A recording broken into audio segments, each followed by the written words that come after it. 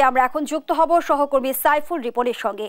সাইফুল, স্বাগত জানাচ্ছি আপনাকে। যেমনটি আমরা দেখলাম, গণ অভ্যুত্থানের স্বৈরাচার পতনের পর বিএনপি প্রথম সমাবেশ হলো এবং বহু বছর পর ভাষণ দিলেন দলটির চেয়ারপারসন বেগম খালেদা জিয়া। নেতা কর্মীদের মাঝে এই বিষয়ে উচ্ছ্বাস উদ্দীপনা কেমন দেখেছেন? বিএনপি চেয়ারপারসন খালেদা জিয়ার এই ভাষণকে কেন্দ্র করে কিন্তু উপস্থিত যারা ছিলেন নেতাকর্মীরা, তাদের ভিতরে উচ্ছ্বাসটা কিন্তু অন্যরকম পর্যায়ে ছিল। কারণ এটি আসলে পূর্ব নির্ধারিতও ছিল না যে বিএনপি চেয়ারপারসনের ভাষণ সেখানে প্রচার করা হবে কি হবে না।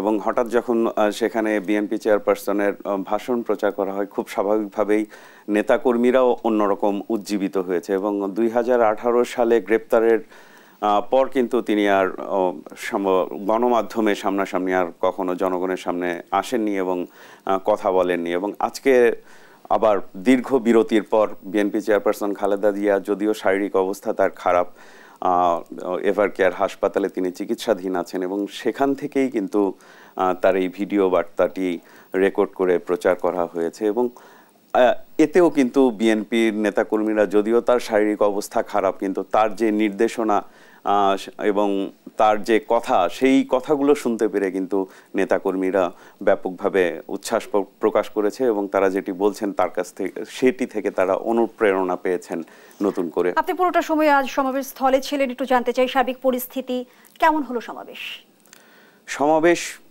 বিপুল সংখ্যক নেতাকর্মীর একটা উপস্থিতি আমরা কিন্তু আজকে দেখেছি, এবং বিগত দীর্ঘদিন আসলে এমন ধরনের সমাবেশ দেখা যায়নি বিএনপির সমাবেশে, এত নেতাকর্মীর উপস্থিতি। এবং সবচেয়ে বড় যে বিষয়টি হচ্ছে, যেমন একটি উদ্ভূত পরিস্থিতিতে এই সমাবেশ, সেই সমাবেশে কিন্তু বিএনপির নীতি নির্ধারণী পর্যায় থেকে শুরু করে বিএনপির ভারপ্রাপ্ত চেয়ারম্যান, ইভেন বিএনপির যে চেয়ারপারসন খালেদা জিয়া, সবার বক্তব্যের ভেতরে কিন্তু একটি বার্তা, খুব গুরুত্বপূর্ণ বার্তা ছিল যে উদ্ভূত পরিস্থিতিতে দেশব্যাপী যে সহিংসতা নৈরাজ্যের পরিবেশ তৈরি হয়েছে, সেই সহিংসতা নৈরাজ্যকে ঠেকাতে কিন্তু দলের নেতাকর্মীদের প্রতি তারা আহ্বান জানাচ্ছেন। এবং তারা যে শীর্ষ নেতৃত্ব থেকে যেটি বলা হচ্ছে যে এই ধরনের সহিংসতা এবং নৈরাজ্যের সাথে যারা জড়িত তারা কখনো বিএনপির লোক হতে পারে না,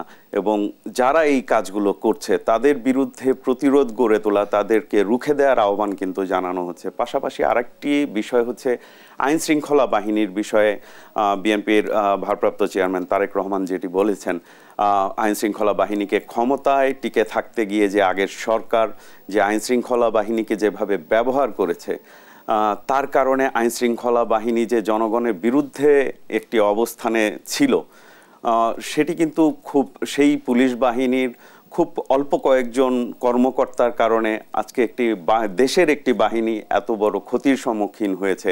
সেই বিষয়টি কিন্তু তারেক রহমান স্পষ্ট করে বলেছেন। এবং তিনি যেটা বলেছেন যে পুলিশের এই গুটি কয়েক কর্মকর্তার জন্য পুরা পুলিশ বাহিনী তারা এই ক্ষতির সম্মুখীন হবে কিংবা এই ধরনের সহিংসতা নৈরাজ্যের সম্মুখীন হবে, সেটি বিএনপিও চায় না। এবং পুলিশকে যত দ্রুত সম্ভব সেটিকে পুনর্গঠন করে আবার তাদের যারা স্বাভাবিকভাবে অরাজনৈতিকভাবে যারা সংবিধান মেনে কর্মকাণ্ড পরিচালনা করতে চায়, তাদের নিয়ে আবার নতুন করে যাত্রা শুরু করতে যেই ধরনের সহযোগিতা প্রয়োজন, তারা সব ধরনের সহযোগিতা করবেন, এমনটি আশ্বাস কিন্তু দিয়েছেন বিএনপির পক্ষ থেকে। সাইফুল, আমরা যেমনটি জানি প্রায় 18 বছর ক্ষমতার বাইরে বিএনপি, দলের প্রতি ভারপ্রাপ্ত চেয়ারম্যানের কি ধরনের দিক নির্দেশনা ছিল?